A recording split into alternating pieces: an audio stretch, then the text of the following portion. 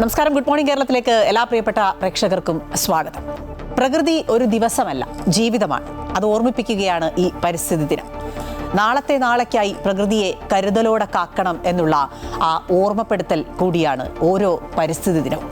പ്രകൃതിയെ സംരക്ഷിക്കുക എന്നത് ഒരു ദിവസത്തെ മാത്രം കടമയല്ല, മറിച്ച് നമ്മുടെ ദൈനംദിന ജീവിതത്തിന്റെ ഭാഗമാകേണ്ട ഒന്നാണെന്നും ഒരു തൈ നട്ടുപിടിപ്പിച്ചു പ്ലാസ്റ്റിക് ഉപയോഗം കുറച്ചും നമുക്ക് ഓരോരുത്തർക്കും ഈ ദൗത്യത്തിൽ പങ്കാളികളാകണം എന്നുള്ള അങ്ങനെ ഒരു തീരുമാനം നമ്മൾ എടുക്കുകയും വേണം. ലോക പരിസ്ഥിതി ദിനാശംസകൾ എല്ലാവർക്കും നേരുകയാണ്. ഒപ്പം സംസ്ഥാനത്ത് നിരവധി വാർത്തകളുണ്ട്. വാർത്തകളിലേക്കൊക്കെ പോകാം. ആദ്യം തലക്കെട്ട്.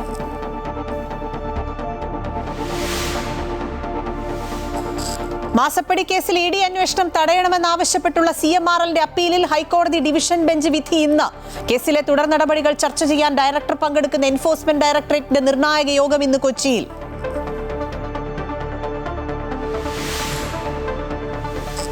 ധവളപത്രത്തിനെതിരെ പ്രതിഷേധം തീർക്കാനൊരുങ്ങി പ്രതിപക്ഷം. വിരമിക്കൽ പ്രായം ഉയർത്തുന്നതും പൊതുമേഖലാ സ്ഥാപനങ്ങളുടെ സ്വകാര്യ പങ്കാളിത്തവും പ്രചാരണായുധമാക്കും. കിഫ്ബിയുടെ ഭാവിയും ചർച്ചയാകും. CPMന്റെ നേതൃയോഗങ്ങൾക്ക് ഇന്ന് തുടക്കമാകും. സംസ്ഥാന സെക്രട്ടേറിയറ്റ് ഇന്ന്. ഞായർ തിങ്കൾ ദിവസങ്ങളിൽ സംസ്ഥാന സമിതി. കീഴ്ഘടകങ്ങളിൽ നേതൃത്വത്തിനെതിരെ ഉയർന്ന വിമർശനങ്ങളും തെരഞ്ഞെടുപ്പ് തോൽവിയും യോഗം വിലയിരുത്തും. പ്രതിപക്ഷ ഉപനേതൃസ്ഥാനം സംബന്ധിച്ചുള്ള തർക്കവും ചർച്ചയാകും.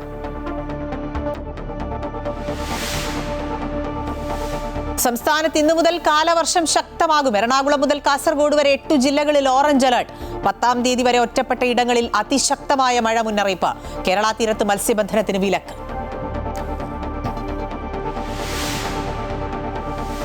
എറണാകുളം മലയിടാം തുരുത്തിൽ സമവായ ശ്രമങ്ങൾ. താമസക്കാരുമായും ഭൂ ഉടമകളുമായും മന്ത്രി റോജി എം ജോണിന്റെ നേതൃത്വത്തിൽ കൊച്ചിയിൽ ഇന്ന് ചർച്ച. കുടിയൊഴിപ്പിക്കലിന് സമയം നൽകിയിരിക്കുന്നത് ഈ മാസം 16 വരെ. കോഴിക്കോട് മെഡിക്കൽ കോളേജ് ആശുപത്രിയിലെ ചികിത്സാ പിഴവിൽ അന്വേഷണം ഊർജിതം. 2 ദിവസത്തിനകം റിപ്പോർട്ട് നൽകാൻ അന്വേഷണ സമിതി. ശസ്ത്രക്രിയയിലെ പിഴവാണ് റീജിത്തിന്റെ മരണകാരണമെന്ന നിലപാടിൽ ഉറച്ചു ബന്ധുക്കൾ.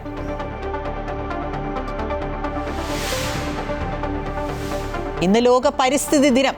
സുസ്ഥിര ഭാവിക്കായി പ്രകൃതിയിൽ നിന്ന് പ്രചോദനമെന്നത് ഇത്തവണത്തെ പരിസ്ഥിതി ദിന സന്ദേശം.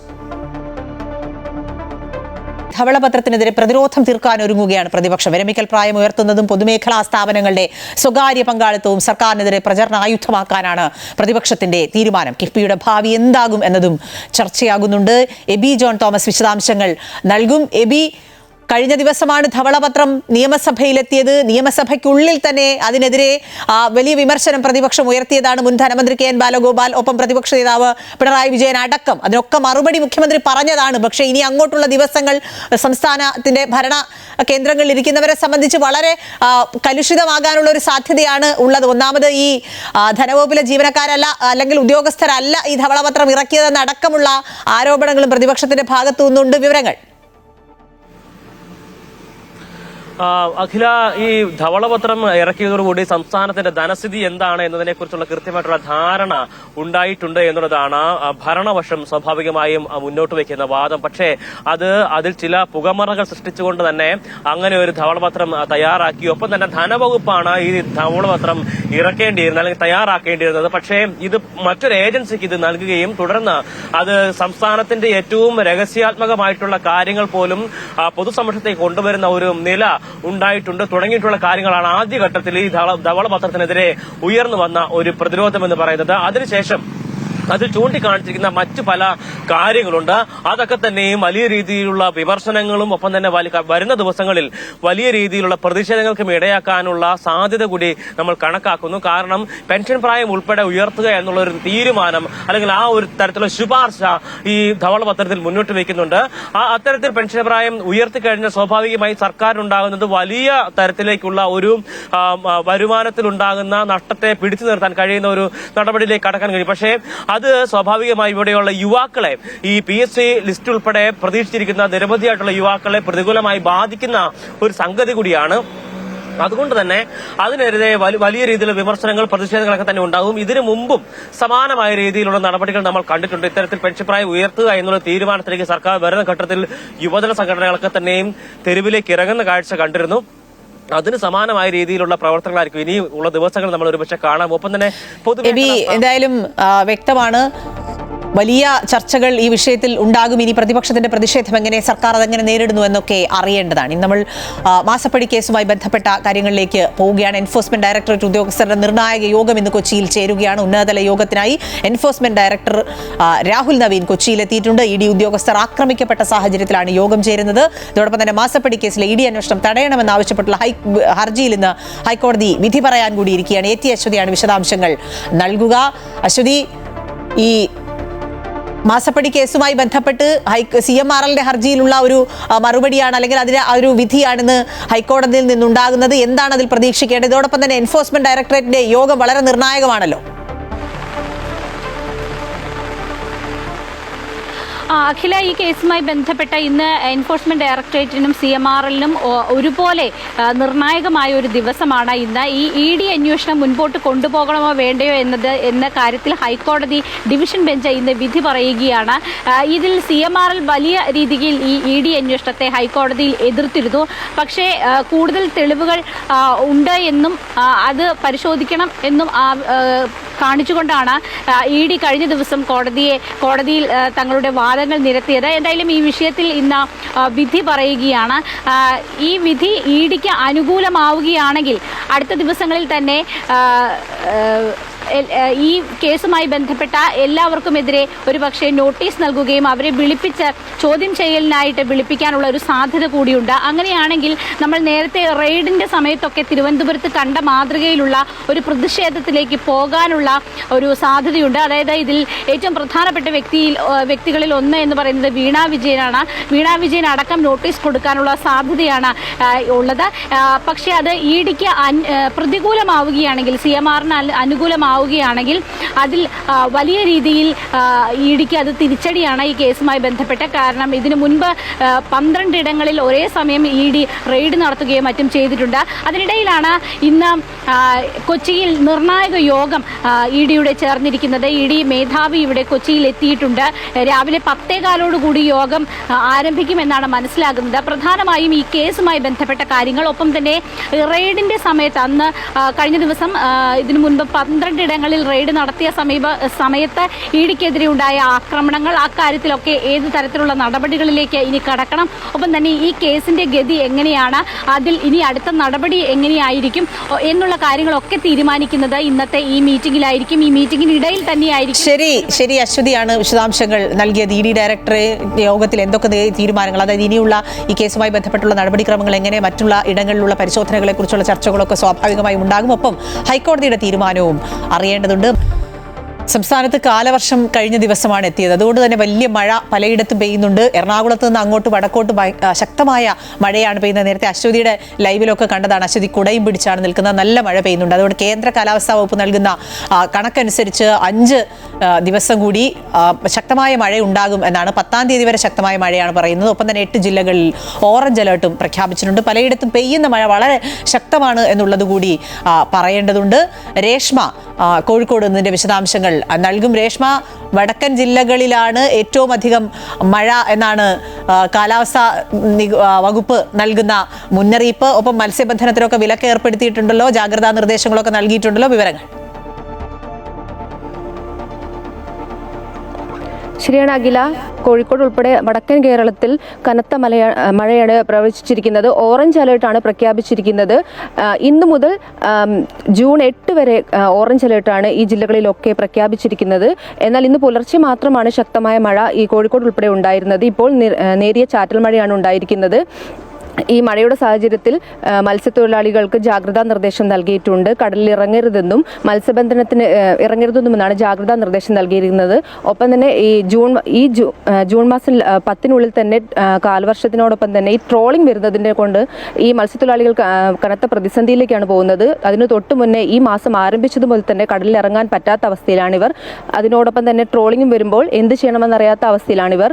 അതേസമയം തന്നെ മഴ ശക്തമാകുന്നതോടെ നമുക്ക് വിനോദസഞ്ചാര മേഖലയിൽ ഉൾപ്പെടെ കനത്ത വിലക്കാണ് ഏർപ്പെടുത്തിയിരിക്കുന്നത്. ഈ മേഖലയിലേക്ക് കടക്കരുതെന്നുള്ള നിർദ്ദേശമാണ് നമുക്ക് ലഭിച്ചിരിക്കുന്നത്. ഒപ്പം തന്നെ നമുക്കറിയാം മലയോര മേഖലയിൽ കനത്ത ജാഗ്രതാ നിർദ്ദേശം നൽകിയിട്ടുണ്ട്. നമുക്ക് പ്രളയ സാധ്യത ഉൾപ്പെടെയാണ് ഈ മേഖലയിൽ കഴിഞ്ഞ വർഷകാലങ്ങളിൽ ഉണ്ടായിരുന്നത്. അതുകൊണ്ട് തന്നെ വിലങ്ങാട് മേഖലയിൽ ഉൾപ്പെടെ ജാഗ്രതാ നിർദ്ദേശം. ശരി, രേഷ്മയാണ് കോഴിക്കോട് നിന്ന് വിശദാംശങ്ങൾ നൽകുന്നത്. ശക്തമായ മഴ പെയ്യുകയാണ്. മലയോര മേഖലകളിൽ ജാഗ്രതാ നിർദ്ദേശം നൽകിയിട്ടുണ്ട്. ജനങ്ങളോട് പറയാനുള്ളത്, കഴിഞ്ഞ വർഷങ്ങളിലൊക്കെ ഈ കാലവർഷം നമുക്ക് വലിയ വേദനകൾ സമ്മാനിച്ചിട്ടുണ്ട്. അതുകൊണ്ട് തന്നെ ജില്ലാ ഭരണകൂടം ഒപ്പം ദുരന്ത നിവാരണ അതോറിറ്റിയൊക്കെ നൽകുന്ന നിർദ്ദേശങ്ങൾ കൃത്യമായി പാലിക്കുക. CPM നേതൃയോഗങ്ങൾക്ക് ഇന്ന് തുടക്കമാവുകയാണ്. വെള്ളിയാഴ്ച സംസ്ഥാന സെക്രട്ടേറിയറ്റ്, അതായത് ഇന്ന് സംസ്ഥാന സെക്രട്ടേറിയറ്റാണ്. ഞായർ തിങ്കൾ ദിവസങ്ങളിൽ സംസ്ഥാന സമിതിയും ചേരുന്നുണ്ട്. തെരഞ്ഞെടുപ്പ് തോൽവി വിലയിരുത്തുകയാണ് പ്രധാന അജണ്ട. അതോടൊപ്പം തന്നെ കീഴ്ഘടകങ്ങളിൽ നേതൃത്വത്തിനെതിരെ ഉയർന്ന വിമർശനങ്ങളും യോഗം വിലയിരുത്തും. എബി ജോൺ തോമസ് വിശദാംശങ്ങൾ നൽകും. എബി, CPM-നെ സംബന്ധിച്ച് വലിയ തോൽവി ഏറ്റുവാങ്ങിയതിനു ശേഷം വീണ്ടും നേരത്തെ ഒരു സംസ്ഥാന സമിതിയൊക്കെ സെക്രട്ടേറിയറ്റൊക്കെ ചേർന്നതാണ്. ഇപ്പോൾ വീണ്ടും സംസ്ഥാന സെക്രട്ടേറിയറ്റും സംസ്ഥാന സമിതിയും ഒക്കെ ചേരുകയാണ്. വളരെ പ്രധാനമായി നേതാവ് ആര് എന്നുള്ളതിലുള്ള ഒരു തർക്കം CPI നടക്കുന്നതുമൊക്കെ ചർച്ചയാകേണ്ടതുണ്ട്. ഒപ്പം ഈ തെരഞ്ഞെടുപ്പ് തോൽവി തിരുത്തലുകൾ എങ്ങനെ എന്നുള്ളതൊക്കെ ചർച്ച വരുമല്ലോ. അഖില, തീർച്ചയായും തെരഞ്ഞെടുപ്പ് പരാജയം ചർച്ച ചെയ്യുക എന്ന് തന്നെയാണ് ഈ ദിവസങ്ങളിൽ നടക്കുന്ന യോഗങ്ങളുടെ പ്രധാനപ്പെട്ട ഉദ്ദേശം എന്ന് പറയുന്നത്. കഴിഞ്ഞ ദിവസങ്ങളിലൊക്കെ തന്നെയും CPM-ന്റെ ബ്രാഞ്ച് തലം മുതലുള്ള സമിതികൾ അത്തരത്തിൽ യോഗം ചേരുകയും ഇതുമായി ബന്ധപ്പെട്ട അവരുടെ അഭിപ്രായങ്ങൾ രേഖപ്പെടുത്തുകയും ചെയ്തിരുന്നു. നേതൃത്വത്തിനെതിരെ ശക്തമായ രീതിയിലുള്ള വിമർശനങ്ങളാണ് പല ബ്രാഞ്ചുകളിൽ നിന്നും ഉൾപ്പെടെ ഉയർന്നു വരുന്ന സാഹചര്യം ഉണ്ടായിരുന്നത്. എന്തായാലും ആ വിഷയങ്ങളൊക്കെ തന്നെയും നേതൃത്വം മാറണം എന്നുള്ള തരത്തിലേക്കുള്ള ആവശ്യങ്ങൾ ഉൾപ്പെടെ പലയിടങ്ങളിലും ഉയർന്നു വരുന്ന സാഹചര്യം ഉണ്ടായത്. അതൊക്കെയും ഇന്ന് മുതൽ നടക്കുന്ന യോഗങ്ങളിൽ ശക്തമായ രീതിയിൽ തന്നെ അത് ചർച്ച ചെയ്യപ്പെടും, അത് റിപ്പോർട്ട് ചെയ്യപ്പെടും എന്നുള്ള കാര്യമാണ്. ഒപ്പം തന്നെ നമ്മൾ പറഞ്ഞതുപോലെ തന്നെ ഈ പ്രതിപക്ഷ ഉപനേതാവ് പദവിയുമായി ബന്ധപ്പെട്ട് വലിയ രീതിയിലുള്ള ഒരു തർക്കം CPI തമ്മിൽ നടക്കുന്ന ഒരു സാഹചര്യമാണ്. അതിൽ സംസ്ഥാന നേതൃത്വം ഇടപെട്ട് ആ ചർച്ചയിൽ തീരുമാനമാകാതെ പിരിയുന്ന സാഹചര്യം ഉണ്ടായി. ഇന്നലെ നിലപാട് കടുപ്പിക്കുന്ന ഒരു നില തന്നെയാണ് CPIയുടെ ഭാഗത്തുനിന്നുണ്ടായത്. മുഖ്യമന്ത്രി സ്ഥാനം പോലെ വേണ്ട എന്ന് വെച്ചിട്ടുള്ള ആളുകളാണ് CPI എന്നുള്ള കാര്യം ഉൾപ്പെടെ ചൂണ്ടിക്കാണിച്ചുകൊണ്ടാണ് സംസ്ഥാന സെക്രട്ടറി അക്കാര്യത്തിൽ സൂചന നൽകിയത്. എന്തായാലും ഇന്ന് CPIയുടെ ഒരു പരിപാടി നടക്കുന്നുണ്ട്. എന്തായാലും അദ്ദേഹത്തിന്റെ പ്രതികരണം അതിലും ഉണ്ടാകുമെന്നുള്ളതാണ് നമ്മൾ മനസ്സിലാക്കുന്നത്. ഈ വിഷയങ്ങളൊക്കെ തന്നെയും ഈ യോഗങ്ങളിൽ ചർച്ചയാകും. അഖില, ശരി, എബി ജോൺ തോമസ് ആണ് വിശദാംശങ്ങൾ നൽകിയതിന്. എറണാകുളം മലയിടം തുരുത്തിലേക്ക് പോയാൽ അവിടെ സമവായ ശ്രമങ്ങൾ തുടരുകയാണ്. താമസക്കാരുമായും ഭൂ ഉടമകളുമായും മന്ത്രി റോജി എം ജോണിന്റെ നേതൃത്വത്തിൽ ഇന്നൊരു ചർച്ച നടക്കുന്നുണ്ട്. കുടിയൊഴിപ്പിക്കലിന് സമയം നൽകിയിരിക്കുന്നത് ഈ മാസം 16 വരെയാണ്. അതായത് ഇന്നലെ കോടതിയാണ് അത്തരത്തിലൊരു നിലപാടെടുത്ത് ഇനിയൊരു അവസരം നൽകില്ല എന്നുകൂടി പറഞ്ഞ ഒരു സാഹചര്യത്തിൽ ചർച്ചകൾ സ്വാഭാവികമായും വേണം. അശ്വതിയാണ് വിശദാംശങ്ങൾ നൽകുക. അശ്വതി, മലയിടം തുരുത്തിനെ സംബന്ധിച്ച് തർക്കങ്ങൾ കൂടുകയാണ്. കാരണം ഭൂവുടമകൾ ഒരിക്കലും അവിടെ നിന്ന് വിട്ടുപോകില്ല, സർക്കാരിന്റെ ഉറപ്പിനപ്പുറത്തേക്ക് അവർ വിട്ടുപോകില്ല എന്നുകൂടി കഴിഞ്ഞ ദിവസം ശക്തമായ നിലപാടെടുക്കുകയാണ്. അതുണ്ടാക്കാൻ പോകുന്ന പ്രത്യാഘാതങ്ങൾ എന്തൊക്കെ, ചർച്ച എങ്ങനെയായിരിക്കും? ഇതിൽ കഴിഞ്ഞ ദിവസം മുനിസിപ്പൽ കോടതിയുടെ ഒരു ഉത്തരവ് വന്നിരുന്നു. അതായത് 9-ാം തീയതിക്കകം തന്നെ ഈ ഉത്തരവ്, ഹൈക്കോടതി ഉത്തരവ് നടപ്പാക്കണം എന്നതായിരുന്നു മുനിസിപ്പൽ കോടതി വ്യക്തമാക്കിയിരുന്നത്. അതിനെ തുടർന്നാണ് വീണ്ടും ഈ കേസ് ഹൈക്കോടതിയിൽ വരുന്നത്. സാവകാശം തേടിക്കൊണ്ട് നേരത്തെ തന്നെ ഹൈക്കോടതി ഉത്തരവ് ഉണ്ടായിരുന്നു. അതിന് വിരുദ്ധമായാണ് മുനിസിപ്പൽ കോടതി ഇത്തരത്തിൽ ഒരു ഉത്തരവ് പുറപ്പെടുവിച്ചതെന്ന് കാണിച്ചുകൊണ്ടായിരുന്നു പോലീസ് വീണ്ടും ഹൈക്കോടതിയെ സമീപിച്ചത്. അതിലാണ് ഇപ്പോൾ ഒരാഴ്ച കൂടി സമയം നീട്ടി നൽകിയിരിക്കുന്നത്. അതിനിടയിൽ ഒരു സമവായ ചർച്ചകളിലേക്കാണ് റോജി എം ജോൺ ഒക്കെ കടക്കുന്നത്. നേരത്തെ അദ്ദേഹത്തിന്റെ നേതൃത്വത്തിൽ തന്നെ കളക്ടറേറ്റിൽ ഒരു ചർച്ചയുണ്ടായിരുന്നു. പക്ഷേ അതിൽ അവിടെ നിന്ന് ഇറങ്ങില്ല എന്ന് തന്നെയായിരുന്നു ഈ ദളിത് കുടുംബങ്ങൾ, 8 കുടുംബങ്ങളും പറഞ്ഞിരുന്നത്. ഇപ്പോൾ വീണ്ടും ഒരു സമവായ ശ്രമമാണ് സർക്കാരിന്റെ ഭാഗത്തു നിന്നുണ്ടാകുന്നത്. ഇവരെ പുനരധിവസിപ്പിക്കാം എന്നതാണ് സർക്കാർ പറയുന്നത്. പക്ഷേ അതേ സ്ഥലം തന്നെ വേണം എന്നതാണ് ഈ കുടുംബങ്ങളുടെ ആവശ്യം. എന്തായാലും ഇത് വലിയ തർക്കത്തിലേക്ക് വീണ്ടും പോകാനുള്ള സാധ്യതയുണ്ട്. സർക്കാർ മുന്നോട്ട് വയ്ക്കുന്ന ഒരു ഉപാധി എന്ന് പറയുന്നത് 35 സെന്റ് സ്ഥലം ഇതേ സ്ഥലത്ത് തന്നെ, അതായത് മലയിടം തുരുത്ത് പ്രദേശത്ത് തന്നെ കണ്ടെത്തി അവരെ പുനരധിവസിപ്പിക്കാം എന്നതാണ്. പക്ഷേ ഈ കുടുംബങ്ങളുടെ ആവശ്യം റീസർവേ നടത്തണമെന്നാണ്. തങ്ങളുടെ സ്ഥലം അവിടെ തന്നെയുണ്ട്, അത് റീസർവേ കൃത്യമായി നടത്തിയാൽ മാത്രമേ അത് കണ്ടെത്താൻ സാധിക്കുകയുള്ളൂ. അങ്ങനെ റീസർവേ നടത്തി തങ്ങളുടെ സ്ഥലം തിരികെ വേണമെന്നതാണ് ഈ കുടുംബങ്ങൾ പറയുന്നത്. എന്തായാലും ഇന്നത്തെ ചർച്ചയിൽ ഒരു സമവായം ഉണ്ടാവുകയാണെങ്കിൽ, സർക്കാരിനൊപ്പം ഒരു നിൽക്കുകയാണ് എന്നുണ്ടെങ്കിൽ, ഉപാധിക്കൊപ്പം നിൽക്കുകയാണെന്നുണ്ടെങ്കിൽ പ്രശ്നങ്ങളൊന്നും ഉണ്ടാകില്ല. അല്ലെങ്കിൽ 16-ാം തീയതി വീണ്ടും ഒരു വലിയ ബഹളം, ഒരു പ്രശ്നം, സംഘർഷം ഒക്കെ പോകാനുള്ള ഒരു സാധ്യതയുണ്ട്. അഖില, ശരി, അശ്വതിയാണ് കൊച്ചിയിൽ നിന്നും വിവരങ്ങൾ നൽകിയത്. സംഘർഷം ഉണ്ടാകാതെ പ്രശ്നം പരിഹരിക്കാൻ സർക്കാരിന് കഴിയട്ടെ എന്ന് ആഗ്രഹിക്കുകയാണ്. വിദ്യാഭ്യാസ മന്ത്രി ധർമ്മേന്ദ്ര പ്രധാന്റെ രാജി ആവശ്യപ്പെട്ട് ആഹ്വാനം ചെയ്ത പ്രതിഷേധം സമാധാനപൂർണ്ണമായിരിക്കുമെന്ന് കോക്രോച്ച് ജനതാ പാർട്ടി സ്ഥാപകൻ അഭിജിത്ത് ദീപ്കെ സാമൂഹ്യ മാധ്യമത്തിൽ പങ്കുവച്ച വീഡിയോയിലാണ് അഭിജിത്ത് ദീപ്കെ ഇക്കാര്യം ആവശ്യപ്പെട്ടത്. നാളെ ഡൽഹിയിലെ ജന്തർ മന്ദിറിൽ പ്രതിഷേധം ആഹ്വാനം ചെയ്തെങ്കിലും ഇതുവരെ പോലീസ് അനുമതി തേടിയിട്ടില്ല. നാളെ രാവിലെ ഡൽഹി വിമാനത്താവളത്തിൽ ഇറങ്ങി നേരെ പാർലമെന്റ് സ്ട്രീറ്റ് പോലീസ് സ്റ്റേഷനിലെത്തി പ്രതിഷേധത്തിന് അനുമതി തേടുകയാണ് അഭിജിത്ത് ദീപ്കയുടെ ലക്ഷ്യം. അങ്ങനെ ഒരു വിശദീകരണം അഭിജിത്ത് നൽകിയിട്ടുണ്ട്.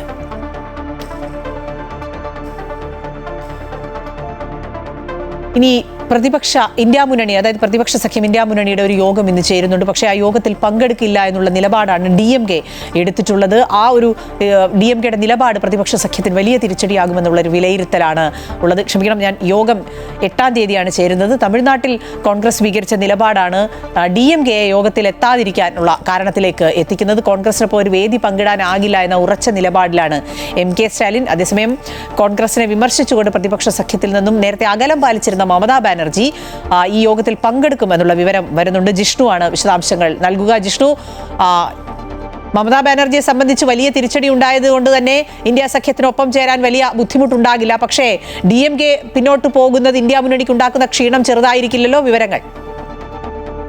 അഖില, തീർച്ചയായും DMK പ്രതിപക്ഷ സഖ്യത്തിൽ നിന്ന് പിന്മാറുന്നത് കോൺഗ്രസ് നേതൃത്വം നൽകുന്ന ഇന്ത്യ സഖ്യത്തിന് വലിയ തിരിച്ചടി ഉണ്ടാകും. കാരണം ഭാരതത്തിന്റെ ദക്ഷിണ മേഖല കേന്ദ്രീകരിച്ച് ഇന്ത്യ സഖ്യത്തിന്റെ ഏറ്റവും വലിയ ശക്തി എന്നുള്ളത് DMK തന്നെയാണ്. എന്നാൽ ഇനി കോൺഗ്രസിനൊപ്പം വേദി പങ്കിടാൻ സാധിക്കില്ല എന്ന ഉറച്ച നിലപാടാണ് MK സ്റ്റാലിൻ സ്വീകരിച്ചിട്ടുള്ളത്. തമിഴ്നാട്ടിൽ തെരഞ്ഞെടുപ്പിൽ ഒരുമിച്ച് മത്സരിക്കുകയും ഫലം വന്നപ്പോൾ TVKക്ക് സർക്കാർ രൂപീകരിക്കാൻ പിന്തുണ നൽകുകയും ചെയ്ത കോൺഗ്രസിന്റെ നിലപാടിനെയാണ് DMK ചോദ്യം ചെയ്യുന്നത്. ഇതിനോടകം തന്നെ പാർലമെന്റിൽ പ്രത്യേക ഇരിപ്പിടം അനുവദിക്കണമെന്ന DMKയുടെ ആവശ്യം കഴിഞ്ഞ ദിവസം ലോക്സഭാ സെക്രട്ടേറിയറ്റ് അംഗീകരിച്ചിരുന്നു. അതായത് ഔദ്യോഗികമായി തന്നെ DMK പ്രതിപക്ഷ മുന്നണിയിൽ നിന്ന് മാറി നിൽക്കുകയാണ്. അതേസമയം ഉത്തർപ്രദേശ് ഉൾപ്പെടെയുള്ള സംസ്ഥാനങ്ങളിൽ വരാനിരിക്കുന്ന നിയമസഭാ തെരഞ്ഞെടുപ്പ് മുന്നിൽ കണ്ടുകൊണ്ടാണ് പ്രതിപക്ഷ കൂട്ടായ്മയുടെ ശക്തി ഉറപ്പിക്കുക എന്ന ലക്ഷ്യത്തോടെ ഈ മാസം 8-ന് ഡൽഹിയിൽ പ്രതിപക്ഷ മുന്നണിയുടെ യോഗം വിളിച്ചു ചേർത്തിട്ടുള്ളത്. അതിൽ DMK പങ്കെടുക്കില്ല. ആം ആദ്മി പങ്കെടുക്കുമോ എന്നുള്ളത് നോക്കിക്കാണേണ്ടതാണ്. അഖില ചൂണ്ടിക്കാട്ടിയതുപോലെ പശ്ചിമ ബംഗാളിൽ വലിയ തകർച്ച നേരിട്ടതോടുകൂടി ഈ മുന്നണി യോഗത്തിൽ പങ്കെടുക്കാനാണ് നിലവിൽ മമതാ ബാനർജിയുടെ തീരുമാനം. നേരത്തെ പലപ്പോഴും ഇന്ത്യ മുന്നണി യോഗത്തിൽ നിന്ന് വിട്ടുനിൽക്കുകയും കോൺഗ്രസിനെ രൂക്ഷമായി വിമർശിക്കുകയും ചെയ്തിരുന്ന മമത തെരഞ്ഞെടുപ്പിൽ കനത്ത തിരിച്ചടി നേരിടുകയും ബംഗാളിൽ പാർട്ടി പോലും കൈവിട്ടു പോകുന്ന സാഹചര്യം ഉണ്ടായതോടുകൂടിയാണ് പ്രതിപക്ഷ മുന്നണിക്കൊപ്പം ചേർന്ന് പ്രവർത്തിക്കും എന്ന് വ്യക്തമാക്കിയത്. ശരി, ജിഷ്ണു കൃഷ്ണനാണ് വിശദാംശങ്ങൾ നൽകിയത്. ഞാൻ തുടക്കത്തിൽ സൂചിപ്പിച്ച പോലെ ഇന്ന് ലോക പരിസ്ഥിതി ദിനമാണ്. ലോക പരിസ്ഥിതി ദിനം എന്നുള്ളത് ഒരു ദിവസം മാത്രം ആചരിച്ചു പോകേണ്ട ഒന്നല്ല. നല്ലൊരു നാളെയുടെ നാളേക്കായുള്ള ഒരു കരുതൽ നമുക്കുണ്ടാകണം എന്നുള്ള ഓർമ്മപ്പെടുത്തലാണ്. സുസ്ഥിര ഭാവിക്കായി പ്രകൃതിയിൽ നിന്ന് പ്രചോദനം എന്നതാണ് ഇത്തവണത്തെ പരിസ്ഥിതി ദിന സന്ദേശം. 1972 സ്റ്റോക്ക്ഹോമിൽ നടന്ന മനുഷ്യ പരിസ്ഥിതി സമ്മേളനത്തിലാണ് ഐക്യരാഷ്ട്രസഭ ജൂൺ 5 ലോക പരിസ്ഥിതി ദിനമായി പ്രഖ്യാപിച്ചത്. പരിസ്ഥിതി സംരക്ഷണം ഓരോ വ്യക്തിയുടെയും ഉത്തരവാദിത്വമാണെന്നും മണ്ണിനും ജലത്തിനും വായുവിനും സംരക്ഷണം നൽകാതെ ഭാവി തലമുറകൾക്ക് സുരക്ഷിതമായ ലോകം നൽകാനാകില്ല എന്നും ഈ ദിനം നമ്മളെ ഓർമ്മപ്പെടുത്തുകയാണ്. ലോക പരിസ്ഥിതി ദിനത്തോടനുബന്ധിച്ച് സംസ്ഥാന കൃഷി വകുപ്പും പൊതുവിദ്യാഭ്യാസ വകുപ്പും സംയുക്തമായി നടപ്പാക്കുന്ന സംസ്ഥാനതല ഫലവൃക്ഷത്തൈ നടീൽ പദ്ധതിക്കും വിദ്യാലയതല കതിര് കാർഷിക ക്ലബിനും ഇന്ന് തുടക്കമാവുകയാണ്. സെക്രട്ടേറിയറ്റിൽ നടക്കുന്ന ചടങ്ങ് മുഖ്യമന്ത്രി VD സതീശൻ ഉദ്ഘാടനം ചെയ്യും. ചടങ്ങിന്റെ ഭാഗമായി 5 കുട്ടി കർഷകരെയും ആദരിക്കുന്നുണ്ട്. വീടിന് ചുറ്റും ഔഷധ സസ്യങ്ങളുടെ കലവറയൊരുക്കി കോഴിക്കോട് പുല്ലിപ്പറമ്പ് സ്വദേശി വിജിത്ത്. കളരിയോടുള്ള അടങ്ങാത്ത അഭിനിവേശമാണ് ഔഷധ സസ്യങ്ങളുടെ അപൂർവമായ ശേഖരമൊരുക്കാൻ വിജിത്തിന് പ്രേരണയായത്.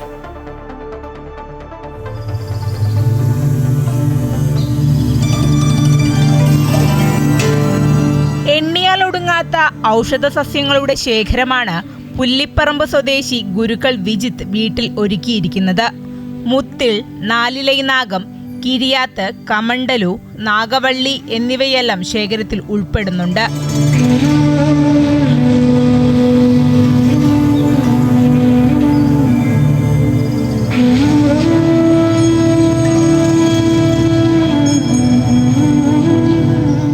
തരം തുളസികളും ശേഖരത്തിലെ മറ്റൊരു ആകർഷണമാണ്. കളരിയിലൂടെയാണ് ഗുരുക്കൾ വിജിത്ത് ഔഷധ ചെടികളെക്കുറിച്ച് അടുത്തറിയുന്നതും അവ ശേഖരിക്കാൻ തുടങ്ങുന്നതും. കളരിയിലെ ഗുരുക്കൾ അദ്ദേഹം മരണപ്പെട്ടുപോയി. അപ്പോൾ ബാലകൃഷ്ണൻ എന്ന അദ്ദേഹത്തിൻ്റെ പേര്. അപ്പോൾ അദ്ദേഹം ഒരു തൈലം നിർമ്മിക്കാനുള്ള ഒരു ഔഷധ കൂട്ട് പറഞ്ഞു തന്നു. അപ്പോൾ അതിലുള്ള ഔഷധ സസ്യങ്ങൾ ഒരു കുറച്ച് ഔഷധസ്യങ്ങളുണ്ടായിരുന്നു. അപ്പോൾ അത് സംഘടിപ്പിക്കാനുള്ളൊരു ശ്രമം നടത്തി. അങ്ങനെയാണ് ഇതിനോടുള്ളൊരു താല്പര്യം വന്നത്. ഗുരുക്കൾ വിജിത്തിന്റെ വീരഭദ്ര കളരി പരിശീലന കേന്ദ്രത്തിൽ എത്തുന്നവർക്ക് ചെറിയ പരിക്ക് പറ്റിയാൽ പെട്ടെന്ന് ചികിത്സ നൽകാനുള്ള ഔഷധങ്ങളും ഇവിടെയുണ്ട്. കളരിയിൽ നമ്മൾ പരിശീലിക്കുന്ന സമയത്ത് അപകടങ്ങളെല്ലാം വരാൻ സാധ്യതയുണ്ട്. ചിലപ്പം ബോധം പോവാം, അല്ലെങ്കിൽ മുറിവുകൾ പറ്റാം, അല്ലെങ്കിൽ അസ്ഥികൾക്ക് ഭംഗം വരാം. അപ്പോൾ അതിനെല്ലാം മരുന്നുകൾ അറിഞ്ഞിരിക്കണം. ബോധം പോയാൽ എന്ത് മരുന്നാണ് നമ്മൾ ഉപയോഗിക്കുക, അതിനെല്ലാം മരുന്നുകളുണ്ട്. അപ്പോൾ അതിൻ്റെ നീര് മൂക്കിലിറ്റിച്ച് കഴിഞ്ഞാൽ ബോധം വരും. അപ്പോൾ അതിനുള്ള എല്ലാം അറിഞ്ഞിരിക്കണം. അപ്പോൾ അങ്ങനത്തെ ഒരുപാട് സസ്യങ്ങളുണ്ട് അതിനുള്ള. പാണ്ഡവത്തിരിയും അഗ്നിയിലയും ഉണ്ടെങ്കിൽ വീട്ടിൽ വിളക്ക് കത്തിക്കാനും എളുപ്പമാണ്. ഇങ്ങനെ കൗതുകം പകരുന്ന ഔഷധ സസ്യങ്ങളുമുണ്ട്.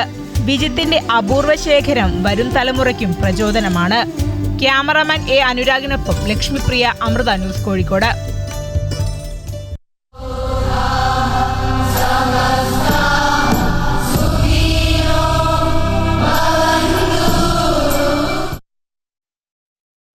തൃശൂർ നഗരത്തെ 2 ദിവസം ഭക്തിയിൽ ആറാടിച്ച ബ്രഹ്മസ്ഥാന മഹോത്സവത്തിന് പരിസമാപ്തിയായി. സദ്ഗുരു ശ്രീമാതാമൃതാനന്ദമയി ദേവിയുടെ ദിവ്യ സാന്നിധ്യത്തിൽ നടന്ന മഹോത്സവത്തിൽ അമ്മയെ കാണാനും അനുഗ്രഹം തേടാനും ആയിരങ്ങളാണ് എത്തിയത്. 2 ദിവസങ്ങളിലായി നടന്ന അയ്യന്തോൾ ബ്രഹ്മസ്ഥാന മഹോത്സവം അമ്മയുടെ സാന്നിധ്യത്തിൽ ഭക്തിസാന്ദ്രമായി. അമ്മയെ കാണാനും അനുഗ്രഹം വാങ്ങാനുമായി പ്രമുഖരടക്കം നിരവധി പേർ 2 ദിവസങ്ങളിലായി ബ്രഹ്മസ്ഥാനത്തേക്ക് ഒഴുകിയെത്തി. അവസാനത്തെ ഭക്തനെയും ചേർത്ത് പിടിച്ച് അനുഗ്രഹിച്ചതിനു ശേഷമാണ് അമ്മ വേദി വിട്ടത്. ലളിത സഹസ്രനാമം, ശനിദോഷ നിവാരണ പൂജ, മഹാഗണപതി ഹോമം, ഉദയാസ്തമന പൂജ തുടങ്ങി വിശേഷാൽ പൂജകളും ബ്രഹ്മസ്ഥാന മഹോത്സവത്തിന്റെ ഭാഗമായി നടന്നു. 6 വർഷത്തിനു ശേഷം അമ്മ വീണ്ടും തൃശ്ശൂരിലെത്തിയപ്പോൾ ഭക്തിയുടെ മൂർധന്യത്തിൽ ജനസാഗരങ്ങൾ അണിനിരന്നു.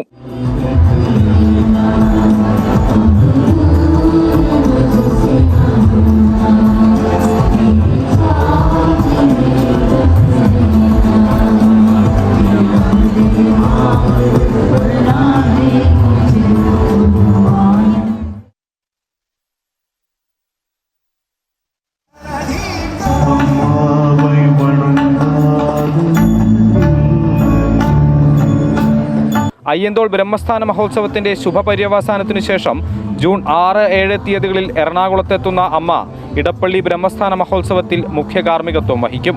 അമൃത ന്യൂസ്, തൃശൂർ. 10,000-കണക്കിന് ഭക്തർ പങ്കെടുത്ത തൃശൂരിലെ ബ്രഹ്മസ്ഥാന മഹോത്സവത്തിൽ മാലിന്യ സംസ്കരണം ദുർഘടമായിരുന്നു. എന്നാൽ ജൈവ അജൈവ മാലിന്യങ്ങൾ യഥാസമയം സംസ്കരണം നടത്തി മാതൃകയാവുകയാണ് അമലഭാരതം അംഗങ്ങൾ. 10,000-കണക്കിന് ആളുകൾ പങ്കെടുത്ത ചടങ്ങാണ് തൃശൂർ ബ്രഹ്മസ്ഥാന മഹോത്സവം. മാലിന്യങ്ങൾ കുന്നുകൂടാനുള്ള സാധ്യതയും കൂടുതലായിരുന്നു. പക്ഷേ പൊതുയിടങ്ങളിൽ ഒരു തരി പോലും മാലിന്യങ്ങളില്ലാതെ സംസ്കരിക്കുകയാണ് അമലഭാരതം. ഭാരതം മാലിന്യമുക്തമാക്കണമെന്ന ലക്ഷ്യത്തോടെയാണ് 2010 അമലഭാരതം ആരംഭിച്ചത്. വിദേശികളായ അമ്മയുടെ ഭക്തർ ഉൾപ്പെടെ നിരവധി പേരാണ് അമലഭാരതത്തിന്റെ ഭാഗമായുള്ളത്. Many people are actually sensitive to it and they come and they help and they are smiling, so they seem to be really enthusiastic and cooperative. I was really touched to see that. So we have different collection stations, especially in the dining areas and in the hall. We have the stations, we pick up the stations from there and then we sort everything. So we have 8 different categories: soft plastic, hard plastic, paper and so on and so on. ശബരിമലയിൽ ഉൾപ്പെടെ അമലഭാരതം അംഗങ്ങളെത്തി മാലിന്യങ്ങൾ നീക്കം ചെയ്യാറുണ്ട്. Plastic, paper, ഇരുമ്പ് എന്നിവ മാറ്റിയാണ് സംസ്കരിക്കുക. ഭക്ഷണാവശിഷ്ടങ്ങൾ പന്നി ഫാമുകളിലേക്കും നൽകും. 2010 മുതൽ പിന്നെ അമ്മയുടെ എല്ലാ പ്രോഗ്രാമുകളിലും, പ്രത്യേകിച്ച് ഇന്ത്യയിൽ തന്നെ പ്രോഗ്രാമുകളിലെല്ലാം നമ്മൾ ഒരു വളരെ വ്യക്തമായിട്ടുള്ള ഒരു കാര്യക്രമമായിട്ടാണ് അമലഭാരതം പദ്ധതി നമ്മൾ നടപ്പിലാക്കുന്നത്. എവിടെയായാലും ആളുകളുടെ ഇടയിൽ അവയർനെസ് വന്നിട്ടുണ്ട്. അത് ഇവിടെ പരിപാടികളിൽ നമ്മൾ വളരെ വ്യക്തമായിട്ട് കാണുന്നതാണ്. അമലഭാരതം പദ്ധതിയുടെ ഭാഗമാകാൻ സാധിച്ചതിൽ സന്തോഷമാണ് ഓരോ ഭക്തർക്കുമുള്ളത്. അമൃത ന്യൂസ്, തൃശൂർ. ഇടപ്പള്ളി ബ്രഹ്മസ്ഥാന ക്ഷേത്ര മഹോത്സവത്തിനായി ഇന്ന് കൊച്ചിയിലെത്തുന്ന അമ്മയെ സ്വീകരിക്കാൻ എറണാകുളം നഗരം ഒരുങ്ങി. ഭക്തർക്കായി വിപുലമായ സൗകര്യങ്ങളാണ് ഒരുക്കിയിരിക്കുന്നത്. നമ്മുടെ ഉള്ളിലെ നന്മകളെ ഉണർത്താനുള്ള അവസരമാണ് ബ്രഹ്മസ്ഥാന മഹോത്സവമെന്ന് മാതാമൃതാനന്ദമയി മഠം ജനറൽ സെക്രട്ടറി സ്വാമി പൂർണ്ണാമൃതാനന്ദപുരി പറഞ്ഞു. 6 വർഷത്തിന് ശേഷം എറണാകുളം ഇടപ്പള്ളി ബ്രഹ്മസ്ഥാനത്തെത്തുന്ന സദ്ഗുരു ശ്രീ മാതാ അമൃതാനന്ദമയി ദേവിയെ സ്വീകരിക്കാനുള്ള ഒരുക്കങ്ങൾ എല്ലാം പൂർത്തിയായി. പന്തല്, അതേപോലെ തന്നെ പൂജ ചെയ്യാനുള്ള സംവിധാനങ്ങൾ, പൂജയ്ക്കുള്ള കലശക്കുടങ്ങൾ എല്ലാം റെഡിയായി കഴിഞ്ഞു. പിന്നെ കൾച്ചറൽ പ്രോഗ്രാമിനുള്ള കുട്ടികളുടെ പരിശീലനം നടന്നുകൊണ്ടിരിക്കുന്നു. വിശ്വമന്മതൻ മൂർത്തിയാമമ്മ മണ്ണിന്റെ അമ്മ വിശ്വമന്മതൻ മൂർത്തിയാമമ്മ ജന്മം സമസ്ത പ്രപഞ്ചത്തിനുമായി. വെള്ളിയാഴ്ച വൈകിട്ട് കൊച്ചിയിലെത്തുന്ന അമ്മയെ താന്ത്രിക ആചാര്യൻ സൂര്യകാലടി സൂര്യൻ സുബ്രഹ്മണ്യൻ ഭട്ടതിരിപ്പാട് പൂർണ്ണ കുംഭം നൽകി സ്വീകരിക്കും. 2 ദിവസങ്ങളിലും രാവിലെ 11-ന് അമ്മയുടെ അനുഗ്രഹ പ്രഭാഷണവും ഭക്തിഗാനസുതയും ധ്യാനവും തുടർന്ന് അമ്മയുടെ ദിവ്യദർശനവും ഉണ്ടാകും. അപ്പം നമ്മിലെ നന്മകളെ ഉണർത്താനുള്ള അനേക അവസരങ്ങളാണ് ഈ ഉത്സവ വേദിയിൽ ഒരുക്കിയിരിക്കുന്നത്. അതേപോലെ തന്നെ വൃക്ഷങ്ങളെ സ്നേഹിക്കുന്ന, പ്രകൃതിയെ സ്നേഹിക്കുന്ന പുതിയ തലമുറയ്ക്ക് ആവേശം പകർന്നുകൊണ്ട് അമ്മയുടെ വിഷുത്തൈ നീട്ടം പദ്ധതിയുടെ ഭാഗമായിട്ട് അമ്മ വൃക്ഷത്തൈ വിതരണം ചെയ്യുന്ന ഒരു പരിപാടി ഉണ്ടാവും. അതേപോലെ സമൂഹാർച്ചന, അന്തരീക്ഷത്തിൻ്റെ മലിനമായ ചിന്തകളെ ശുദ്ധീകരിക്കാൻ പറ്റുന്ന രീതിയിലുള്ള മന്ത്രോച്ചാരണത്തോടു കൂടിയ കോടിയർച്ചന, അതിനുള്ള തയ്യാറെടുപ്പ് എല്ലാം ഏകദേശം പൂർത്തിയായി കഴിഞ്ഞു. ഭക്തർക്കും നിരീശ്വരവാദിക്കും ഒരുപോലെ ഉൾക്കൊള്ളാൻ കഴിയുന്ന ചിന്തകളാണ് അമ്മയുടെ സങ്കല്പം മുന്നോട്ട് വെക്കുന്നതെന്ന് സ്വാമി പൂർണ്ണാമൃതാനന്ദപുരി പറഞ്ഞു. ബ്രഹ്മസ്ഥാന ക്ഷേത്രത്തെ മഹോത്സവത്തിനുള്ള പ്രത്യേകത എന്ന് പറഞ്ഞു കഴിഞ്ഞാൽ നിരീശ്വരവാദിക്ക് പോലും അതിനകത്ത് പങ്കെടുക്കാൻ സാധിക്കുന്ന വിധത്തിലുള്ള സമ്പ്രദായങ്ങളാണുള്ളത്. ഇപ്പോൾ ഇവിടെ രൂപസങ്കല്പത്തിലുള്ള ആളുകൾക്ക് ബ്രഹ്മസ്ഥാന പ്രതിഷ്ഠ ശിവകുടുംബമാണ്. നിരീശ്വരവാദിക്കാണെങ്കിൽ പ്രപഞ്ചം മുഴുവനും നിറഞ്ഞിരിക്കുന്ന ശക്തിയെ നമുക്ക് നിഷേധിക്കാൻ സാധിക്കില്ല. തൻ്റെ ഉള്ളിലുള്ള ആന്തരിക ശക്തിയെ ഉണർത്താനുള്ള പരിശീലനത്തിൻ്റെ ഭാഗമാണ്. Amrita TV super star juniors Omkar Bhajan group അവതരിപ്പിക്കുന്ന പ്രത്യേക സംഗീത പരിപാടി, അമൃത വിശ്വവിദ്യാപീഠത്തിന് കീഴിലുള്ള വിദ്യാഭ്യാസ സ്ഥാപനങ്ങളിലെ വിദ്യാർത്ഥികൾ അവതരിപ്പിക്കുന്ന വിവിധ കലാപരിപാടികൾ എന്നിവ മഹോത്സവത്തിന്റെ ഭാഗമായി നടക്കും.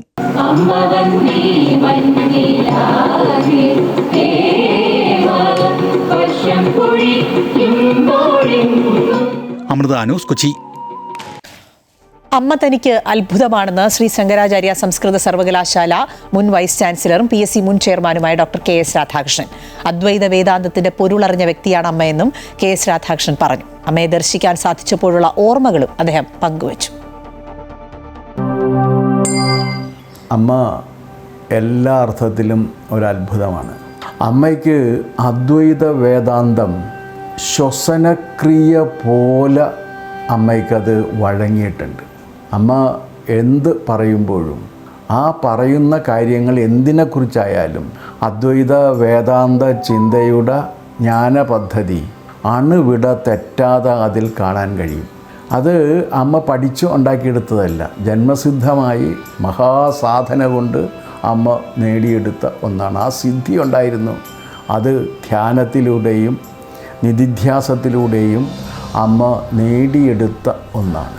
എന്തു പറയുമ്പോഴും അതിൽ ഈ അദ്വൈത വേദാന്തത്തിൻ്റെ ആ ദർശനത്തിൻ്റെ ജ്ഞാനമീമാംസ അതുപോലെ ഇങ്ങനെ ആധാരശ്രുതിയായി നിലനിൽക്കുന്നത്. ഇത് എങ്ങനെ ഉണ്ടാക്കി എന്നുള്ള കാര്യം അത്ഭുതമാണ്. അതുകൊണ്ടാണ് ഞാൻ പറഞ്ഞ അമ്മ മഹാത്ഭുതമാണ് എന്ന് പറയാൻ കാരണം.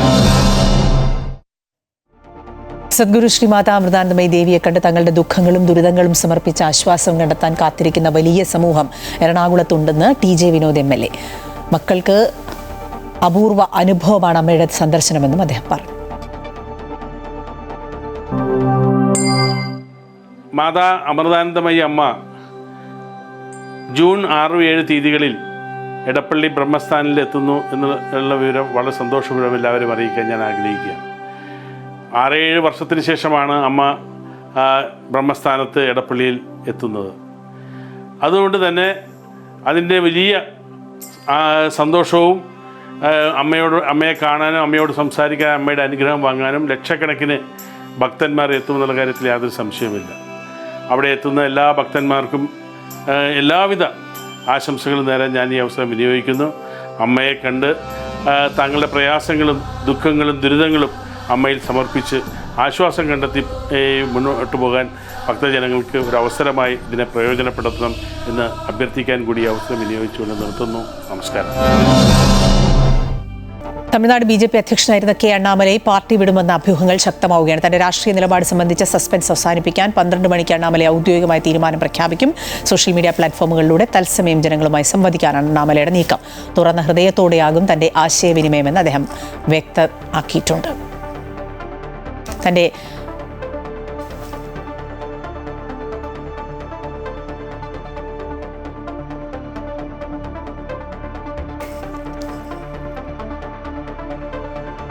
കോഴിക്കോട് മെഡിക്കൽ കോളേജ് ആശുപത്രിയിലെ ചികിത്സാ പിഴവിൽ അന്വേഷണം ഊർജിതം. 2 ദിവസത്തിനകം അന്വേഷണ സമിതി റിപ്പോർട്ട് നൽകും. എന്നാൽ ചികിത്സാ പിഴവ് ഉണ്ടായിട്ടില്ല എന്നാണ് മെഡിക്കൽ കോളേജ് ആശുപത്രിയിലെ യൂറോളജി വിഭാഗം വിശദീകരിച്ചത്. 2025 ഓഗസ്റ്റിലാണ് കോഴിക്കോട് വാണിമേൽ സ്വദേശി പറമ്പത്ത് റീജിത്തിനെ കോഴിക്കോട് മെഡിക്കൽ കോളേജ് ആശുപത്രിയിലെ യൂറോളജി വിഭാഗത്തിൽ പ്രവേശിപ്പിച്ചത്. ഓഗസ്റ്റ് 6 റീജിത്തിന് കീഹോൾ ശസ്ത്രക്രിയയ്ക്ക് വിധേയനാക്കി. വൃക്കയിലെ ഇടതുഭാഗത്തെ കല്ല് നീക്കം ചെയ്യുന്നതിനായിരുന്നു ശസ്ത്രക്രിയ. എന്നാൽ ഡോക്ടർമാർ വലതുഭാഗത്താണ് ശസ്ത്രക്രിയ നടത്തിയതെന്നും ശസ്ത്രക്രിയ കഴിഞ്ഞതു മുതൽ ആരോഗ്യനില അനുദിനം വഷളായെന്നുമാണ് കുടുംബത്തിന്റെ ആരോപണം. ശസ്ത്രക്രിയയിലെ പിഴവാണ് റീജിത്തിന്റെ മരണകാരണമെന്ന നിലപാടിൽ ഉറച്ചു നിൽക്കുകയാണ് ബന്ധുക്കൾ.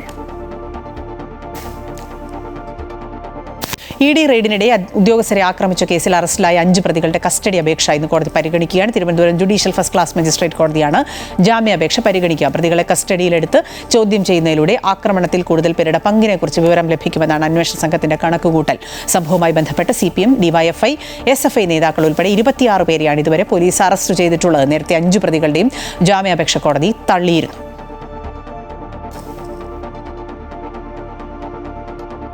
രാജ്യത്തെ പ്രമുഖ DTH സേവനദാതാക്കളായ ഡിഷ് TV പുറത്തിറക്കിയ VZY സ്മാർട്ട് ടിവികൾ കേരളത്തിൽ അവതരിപ്പിച്ചു.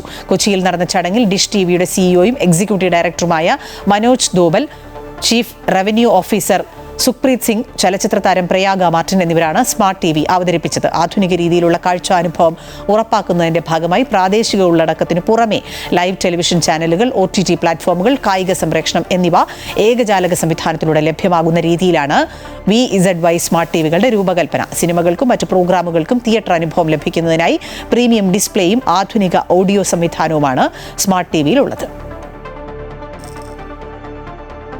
നെടുമങ്ങാട് 1.5 വയസ്സുകാരൻ അർഷിദിനെ കൊലപ്പെടുത്തിയ കേസിൽ കുട്ടിയുടെ അമ്മ അഖിലയുടെയും സുഹൃത്ത് അഷ്കറിന്റെയും കസ്റ്റഡി അപേക്ഷ ഇന്ന് കോടതി പരിഗണിക്കുകയാണ്. നെടുമങ്ങാട് SC/ST കോടതിയാണ് കസ്റ്റഡി അപേക്ഷ പരിഗണിക്കുക. 5 ദിവസത്തേക്ക് കസ്റ്റഡി വേണമെന്നാണ് അന്വേഷണ സംഘം ആവശ്യപ്പെടുന്നത്. പ്രതികളെ കസ്റ്റഡിയിലെടുത്ത് ചോദ്യം ചെയ്യുന്നതിലൂടെ കൂടുതൽ വിവരങ്ങൾ ലഭ്യമാകുമെന്നാണ് അന്വേഷണ സംഘത്തിന്റെ കണക്കുകൂട്ടൽ. അർഷിദിനെ അഷ്കർ മർദ്ദിച്ച് കൊലപ്പെടുത്തിയെന്നാണ് പോലീസിന്റെ കണ്ടെത്തൽ. വധശ്രമം ഉൾപ്പെടെയുള്ള വകുപ്പുകളാണ് അഷ്കറിനെതിരെ പോലീസ് ചുമത്തിയിരിക്കുന്നത്. മലപ്പുറത്ത് വാഹനാപകടത്തിൽ 3 പേർ മരിച്ചു. ദേശീയപാത 66 കൊഹിനൂറിൽ ഇന്നോവ കാർ നിർത്തിയിട്ട ലോറികളിലിടിച്ചാണ് അപകടം. ദമ്പതികളടക്കം ആണ് മരിച്ചത്. തൃശൂർ സ്വദേശികളാണ്. പണ്ണിത്തടം സ്വദേശികളായ ഷഹീദ്, ഭാര്യ ഷഹീന, ബന്ധു ജഹാന എന്നിവരാണ് മരിച്ചത്. രാത്രി 12 മണിക്കായിരുന്നു അപകടം.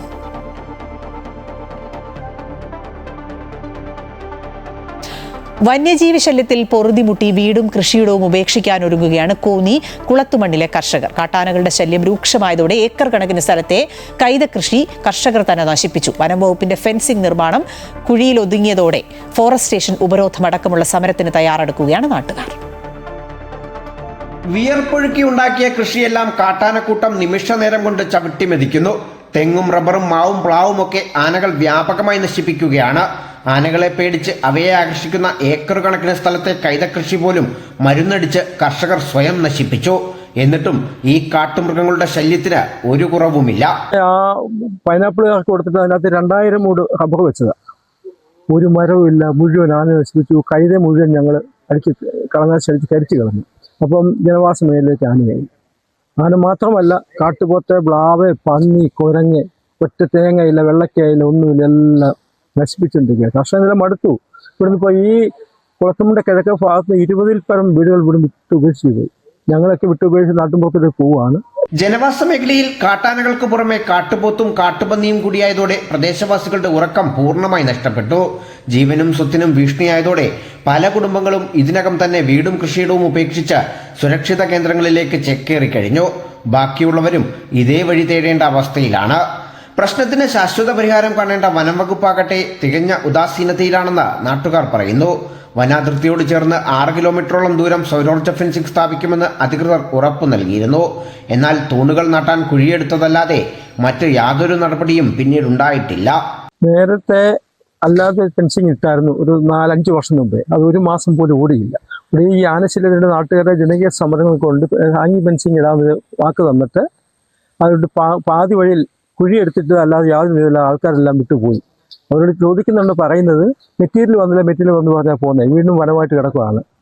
അതുകൊണ്ട് നമുക്ക് കർഷകരോട് ജീവിക്കാൻ പറ്റാത്ത അവസ്ഥയായി. ആ ഫെൻസിങ് ഭൂമിരുതിക്കുഴി ജംഗ്ഷനിൽ നിന്ന്, കുളത്തുമണ്ണിൽ നിന്ന് ഭൂമിരുതിക്കുഴിക്ക് 5 കിലോമീറ്റർ ദൂരം വരെയുണ്ട്. അതിടാതെ ഭൂമിരുതിക്കുഴി നിന്ന് ആരിസന്റെ എസ്റ്റേറ്റിലേക്ക് 1 കിലോമീറ്ററേ ഉള്ളൂ. തുണ്ട് വനമായിട്ട് ഇടുന്നത്. അവിടെ ഇട്ടാൽ ഒരു ജീവികൾ ഇങ്ങോട്ട് കയറത്തില്ല. അത് ഉപേക്ഷിച്ചിട്ടാണ് ഈ 5 കിലോമീറ്റർ വേണ്ടി പോകുന്നത്. അധികാരികൾ പറയുന്നുണ്ട് ഞങ്ങൾ ആലോചിക്കട്ടെ നോക്കാമെന്നല്ല അതിന് ഒരു തീരുമാനം ഉണ്ടായിട്ടില്ല. ഇനി അവസാനത്തെ പരിപാടി എന്ന് പറഞ്ഞാൽ ഞങ്ങൾ ഡീഫ് ഹൗസ് വിരോധിക്കാൻ മുന്നേ പോയിരിക്കുമ്പോൾ അവർ കൊല്ലുവോ തിന്നുവോ എന്ന് ജീവിക്കാൻ മടുത്തു. വനംവകുപ്പിന്റെ അവഗണനയ്ക്കെതിരെ ശക്തമായ പ്രതിഷേധത്തിനൊരുങ്ങുകയാണ് നാട്ടുകാർ. അധികൃതർ ഇനിയെങ്കിലും കർഷകരുടെ കണ്ണീര് കണ്ടില്ലെന്ന് നടിച്ചാൽ ഫോറസ്റ്റ് സ്റ്റേഷൻ ഉപരോധിക്കുന്നതടക്കമുള്ള ശക്തമായ സമരങ്ങളിലേക്ക് ഇറങ്ങാനാണ് കുളത്തുമണ്ണിലെ ജനങ്ങളുടെ തീരുമാനം. അമൃത ന്യൂസ്, പത്തനംതിട്ട.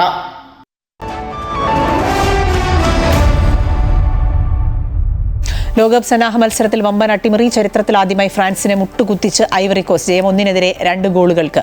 ആദ്യ പകുതിയിൽ മുന്നിട്ട് നിന്ന ഫ്രാൻസിന് രണ്ടാം പകുതിയിൽ മുന്നേറ്റം നിലനിർത്താനായില്ല. 53-ാം മിനിറ്റിലും 84-ാം മിനിറ്റിലുമാണ് ഐവറി കോസ്റ്റ് ഗോളുകൾ നേടിയത്. അതേസമയം ഇറാഖിനോട് സമനില വഴങ്ങി സ്പെയിൻ. ഇരു ടീമുകളും ഓരോ ഗോൾ വീതമാണ് നേടിയത്. മത്സരത്തിന്റെ 15-ാം മിനിറ്റിൽ ഫെറാൻഡോസാണ് സ്പെയിനായി ഗോൾ നേടിയത്. ഗുഡ് മോർണിംഗ് കേരളം പൂർണ്ണമാവുകയാണ്. ധാരാളം വാർത്തകളുടെ അപ്ഡേഷൻസ് ഒക്കെ വരേണ്ടതുണ്ട്. അത് അമൃത ന്യൂസ് യൂട്യൂബ് ചാനലിൽ കാണാം. എല്ലാ പ്രിയപ്പെട്ട പ്രേക്ഷകർക്കും ഒരു നല്ല ദിവസം ആശംസിക്കുകയാണ്.